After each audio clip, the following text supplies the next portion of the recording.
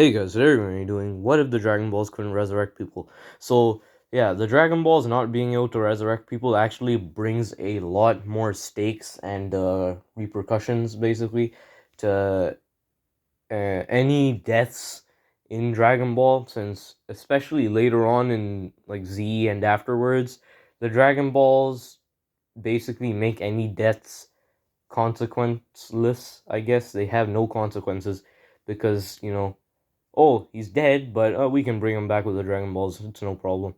So no one really cares when anyone dies. So that kind of is a problem with the story in some cases because there's no stakes. So yeah, that's a big difference with the story, especially in Z and afterwards. In original Dragon Ball, it's not as big as a difference, but it's a big difference in Z and afterwards. So yeah, I think the first time the Dragon Balls were ever used was in original Dragon Ball when Oolong did his stupid wish. But yeah, after that pointless one, then there was the first one that was actually used to resurrect someone. There's this Native American guy, I think his name was Bora, and he ended up getting killed. They don't bring him back to life. They can't, and so yeah. But that doesn't make much of an impact on the story in general, so that's kind of consequenceless. And then after that, there's the King Piccolo ends up wishing for his eternal youth or whatever, and that happens as normal. So yeah, he actually ends up killing Krillin, Master Roshi, and I think Chaozu. So yeah, those are permanent. They're not coming back to life. So that's a big difference. A few of the main characters are gone permanently. And then another big difference is after the Piccolo Jr. thing happens kinda as normal. There's not like a big difference with that. There's the Saiyan Saga where of course Goku sacrifices himself and he's dead, for real dead. They're not gonna be able to wish him back with the Dragon Balls, so that's just not a thing. Um, so yeah, he's dead. He still ends up going to King Kai and training and getting Kaioken and the Spirit Bomb and everything. He comes back. Just fortune teller Baba brings him back for a very short amount of time, just to take down Vegeta and Nappa.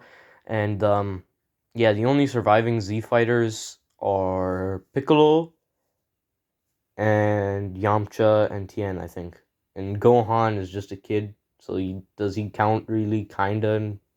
I don't know, but yeah, there's just that, and Goku comes back. Yamcha still ends up getting exploded by that Cyberman. I think Cyberman. I think that's what they were called. He still ends up getting exploded by one of those. He's dead, um, permanently. So yeah, uh, Piccolo still ends up finding out that he's from Namek, and that's why there's still a Namek saga, since they don't really ever bring up the Dragon Balls when Piccolo ends up killing Goku and Raditz in the Saiyan saga. So Frieza doesn't overhear it from Nappa and Vegeta hearing it.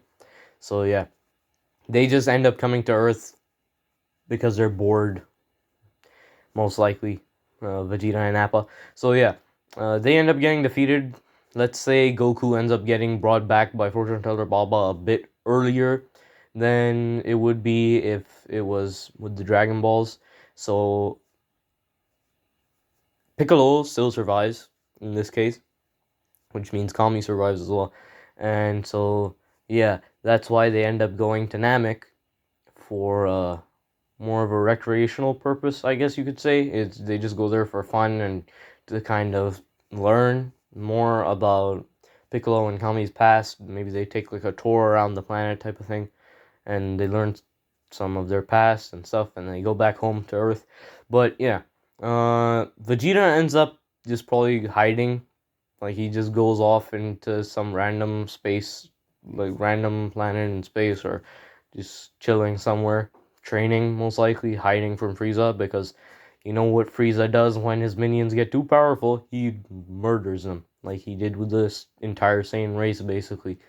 So yeah, that's that I'm assuming he would just do that instead of telling Frieza, because he's from the Zenkai boost he got from that fight. He is one of the strongest in the Frieza Force. Also, Goku ends up not being there for long. He ends up doing the fight, and then he goes back because he used all his strength. So yeah, that's the end for like the Saiyan Saga part of this, and the Namek Saga part of this as well. And so now on to the Android Saga or the Cell Saga, however you want to say it. There's Trunks coming back. Let's say Trunks' timeline is as it is normally, but he comes back.